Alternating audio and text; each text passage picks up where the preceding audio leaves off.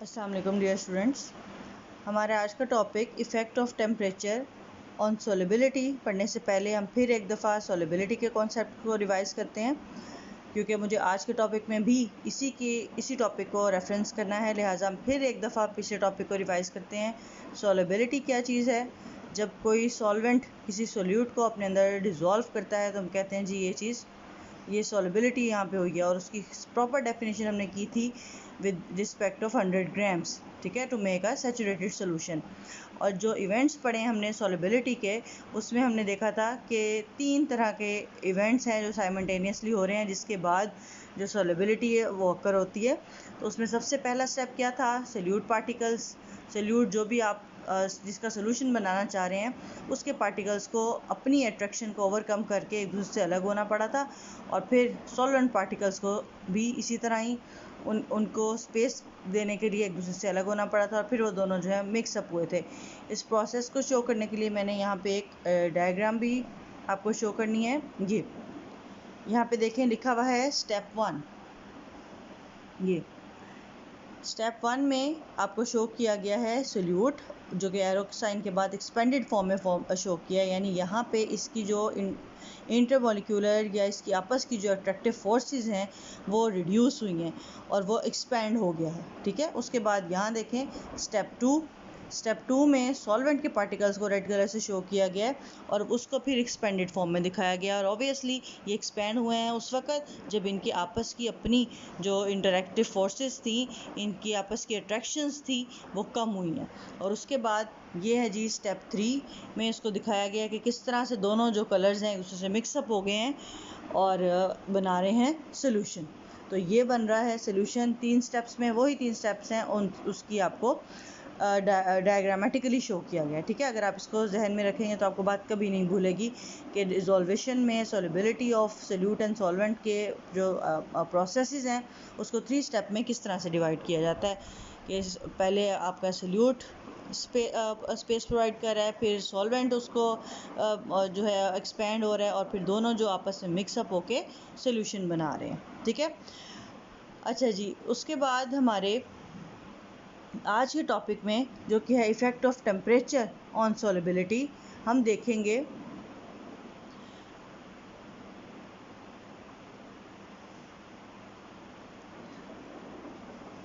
कि इसी प्रोसीजर के दौरान कि जब सोल्यूट पार्टिकल सेपरेट हो रहे हैं, सॉल्वेंट पार्टिकल सेपरेट हो रहे हैं और फिर ये मिक्सअप हो रहे हैं, तो क्या इस सॉलिबिलिटी पे, इस प्रोसीजर पे इफ़ेक्ट है किसी किस्म का टेम्परेचर का?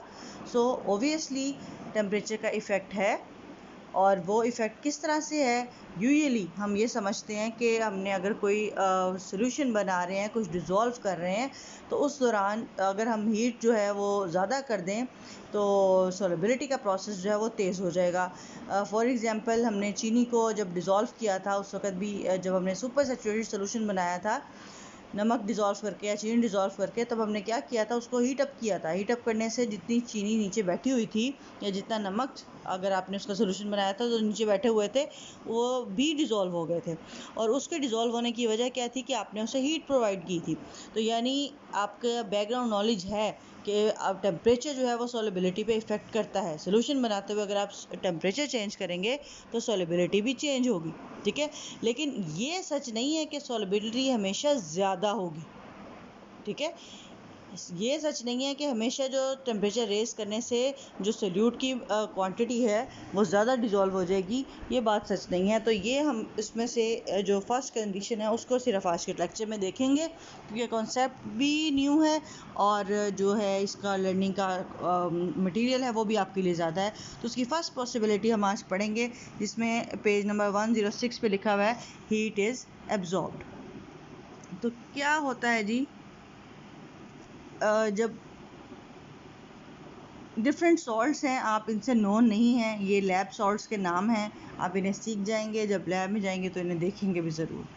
सॉल्ट्स हैं जी KNO3 potassium nitrate, NaNO3 sodium nitrate and KCl potassium chloride, ठीक है जी। ये मैंने अंडरलाइन कर दिए तीनों सॉल्ट के नाम जो मैंने इस वक्त बोले हैं।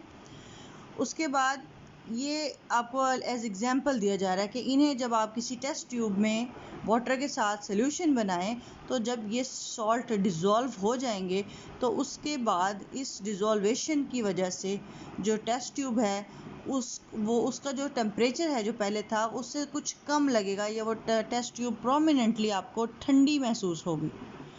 तो कैन यू गेस ऐसा क्यों हुआ, ऐसा कैसे हुआ?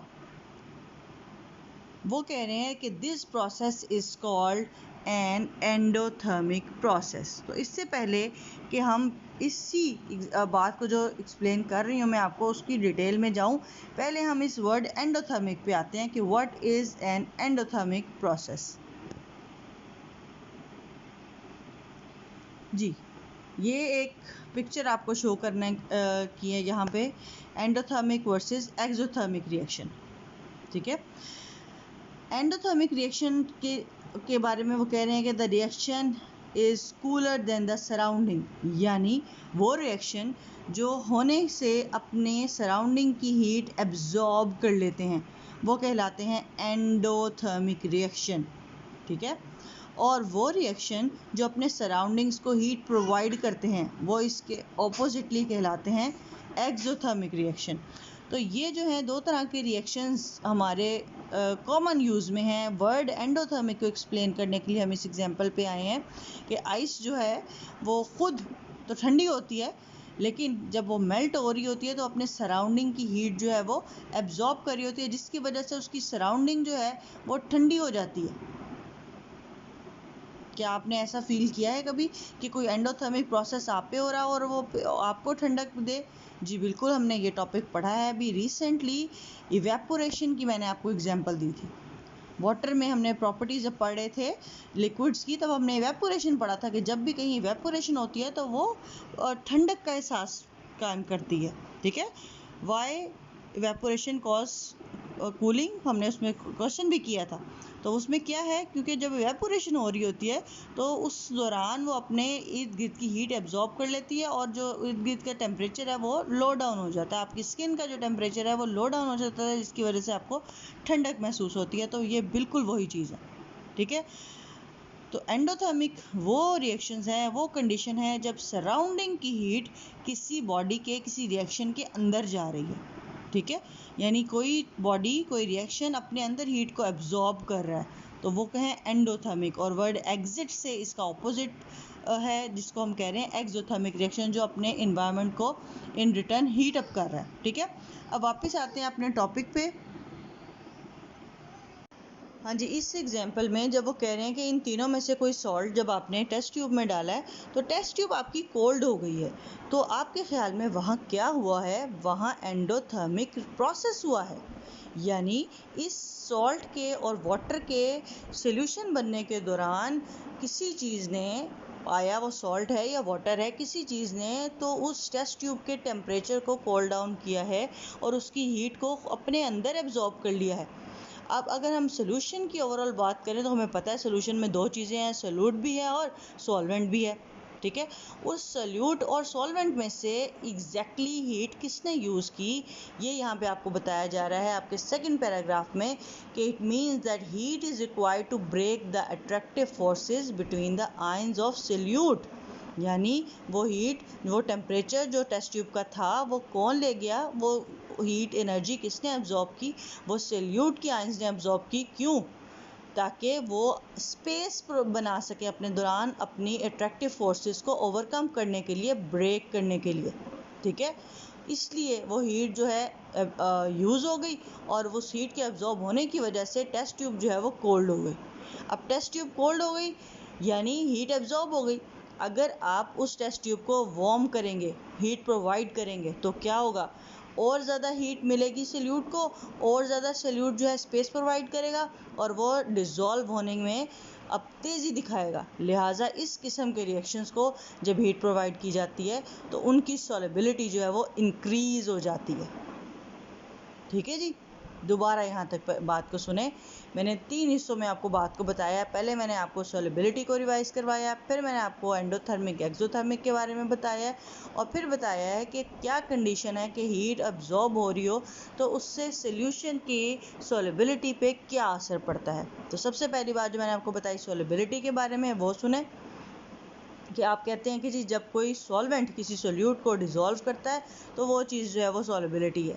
सॉल्युबिलिटी के इवेंट्स उसके बाद हमने देखे कि किस तरह से सोल्यूट के पार्टिकल अपनी अट्रैक्टिव फोर्सेस को ओवरकम करते हैं, उनको अट्रैक्ट करते हैं। सॉल्वेंट के पार्टिकल्स वो अपनी अट्रैक्टिव फोर्सेस को कम करते हैं और फिर ये दोनों चीज़ें आपस में मिक्सअप हो जाती हैं।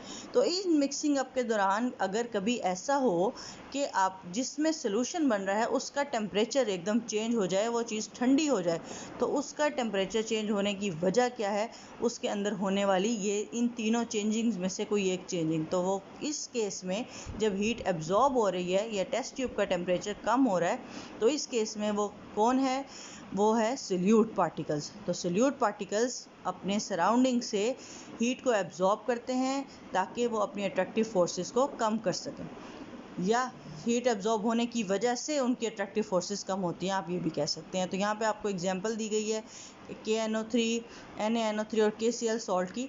तो इस डिज़ोल्वेशन में जब जैसे ही आपको जो टेस्ट ट्यूब है कोल्ड फील होगी, आप कहेंगे ये कौन से टाइप का प्रोसेस है, ये एंडोथर्मिक प्रोसेस है। एंडो मीन एंटर, बायोलॉजी में भी हम पढ़ते हैं एंडोसाइटोसिस, जिसमें जो बल्कि मटेरियल है उसको अंदर सेल के अंदर ले जाया जाता है। तो ये बिल्कुल वही वाला एंडो है। एंडो से आप याद रखें, endothermic mean when something is going inside, तो heat is going inside in this case. तो जब हीट अंदर जा रही है तो वो एंडोथर्मिक प्रोसेस है, और अंदर जाके कौन यूज़ कर रहा है उस हीट को यूज़ कर रहे हैं सोल्यूट के पार्टिकल्स, और वो सोल्यूट के पार्टिकल्स उस हीट को यूज़ करके अपने दरमियान स्पेस प्रोवाइड कर रहे हैं ताकि वो सोल्यूशन बना सकें। और जैसे ही सोल्यूशन बनेगा तो सॉल्युबिलिटी की बात आ जाएगी।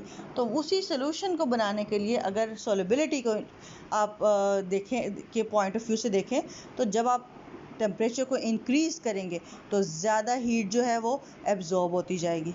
ज़्यादा हीट एब्जॉर्ब होगी, ज़्यादा सोल्यूट पार्टिकल्स जो हैं वो स्पेसेस उनके दरमियान आ जाएंगी, उनकी अट्रैक्टिव फोर्सेस कम होंगी और वो तेज़ी से सॉल्वेंट के साथ मिक्सअप होके और सोल्यूशन बना देंगे। लिहाजा इस केस में जब हीट एब्जॉर्ब हो रही हो सराउंडिंग से, इस केस में सॉल्युबिलिटी जो है वो हमेशा इंक्रीज़ होती है।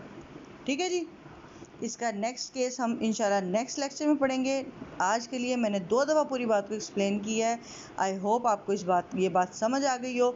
इस बात को अभी और इसी वक्त आप याद कर लें साथ ही कि जो सॉल्युबिलिटी है उस पे टेम्परेचर का इफ़ेक्ट जो है वो डिफरेंट है।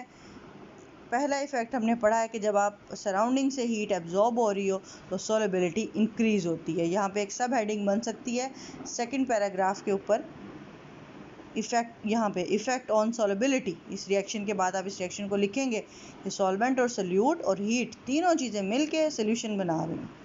एंडोथर्मिक सोल्यूशन जो है वो 3 चीज़ों से बन रहा है। सोल्यूट सॉल्वेंट के अलावा वहाँ पे हीट भी अफेक्ट कर रही है और सॉल्युबिलिटी इंक्रीज़ हो रही है। तो यहाँ जहाँ मैंने एरो लगाया है, यहाँ पे आप एक इसकी सब हेडिंग बना लें, इफ़ेक्ट ऑन सॉल्युबिलिटी, क्योंकि बच्चे अक्सर ये लिख देते हैं हीट इज़ एब्जॉर्ब्ड और ये जी एंडोथर्मिक प्रोसेस है, रिएक्शन भी लिख देते हैं, लेकिन ये बताना भूल जाते हैं जो असल बात है कि टेम्परेचर का इफ़ेक्ट क्या है सॉल्युबिलिटी पे।